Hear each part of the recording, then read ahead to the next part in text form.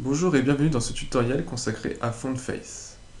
Alors je suis toujours dans l'intégration de mon blog et j'en profite pour faire un maximum de tutoriels qui pourront compléter donc les débuts du site et notamment vous aider dans vos projets. Alors aujourd'hui je suis consacré à Fontface, je me suis dit que c'était peut-être intéressant de faire un tutoriel sur Fontface, tout simplement car l'HTML5 et toutes les autres nouvelles technologies sortent et rendent les sites beaucoup plus jolis. Et ce qui peut rendre un site joli, c'est aussi la typo, la fonte utilisée.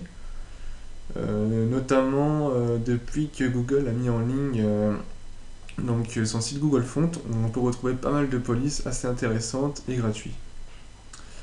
Alors pour ma part, voici le design, hop, je vous le remonte, du site. Et on voit que en fait, la typo utilisée là, c'est du Dinlight en fait. Donc la Dinlight par défaut n'est pas, pardon, n'est pas dans votre navigateur. Donc pour ce faire, il faut charger la typo en fait dans votre projet et pouvoir l'intégrer avec Fontface. Alors tout simplement, ça va être très court, je vais vous montrer comment on peut faire en peu de temps pour intégrer notre typo. Alors je vais vous montrer d'abord Google Font, le site. Hop, j'ai pas besoin de ça, hop, Google Font, voilà. Alors, je vous conseille d'aller faire un tour, il y a vraiment pas mal de typos, on peut mettre en favori nos typos, etc. Il y a pas mal de petites choses assez sympas. Donc les typos sont très jolies, il y en a d'autres un peu plus extravagantes. Bon, ça c'est une question de goût et couleur. Donc voilà.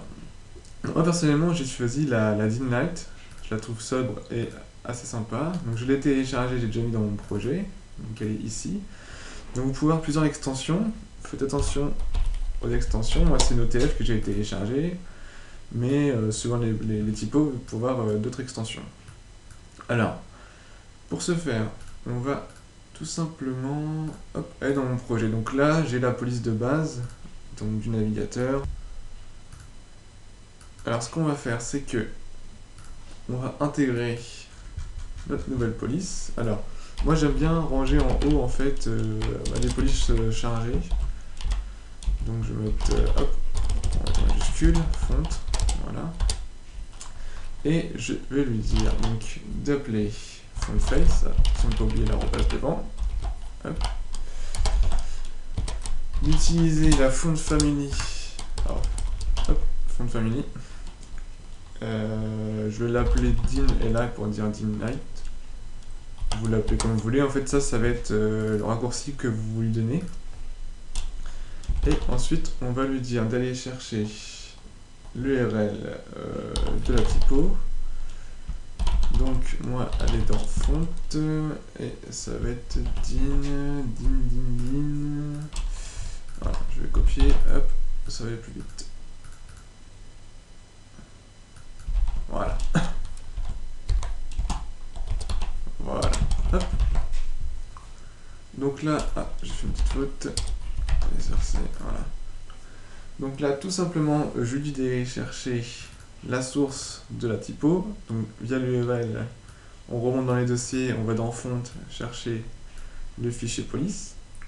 Et je lui donne comme raccourci de nom din est là. On peut l'appeler comme on veut. Alors moi, je veux mettre en fait cette police sur mes liens de navigation. Donc à ce niveau-là, je vais juste rajouter font, je vais la mettre à 70%, et je vais appeler Dinella.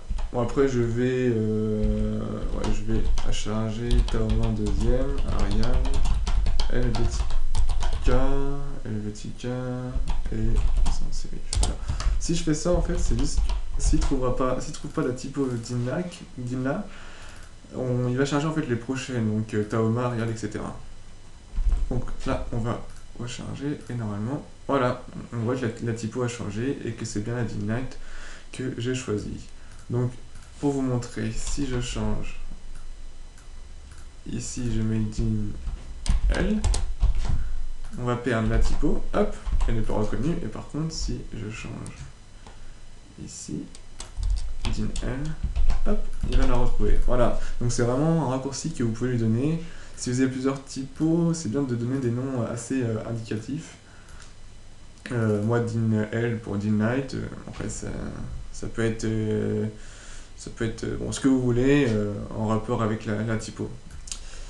Voilà pour ce petit court tutoriel, c'était vraiment histoire de vous montrer en fait qu'on peut facilement intégrer une police et que ça prend pas beaucoup de temps et que c'est tout simple. Voilà, moi je vous donne rendez-vous au prochain tutoriel.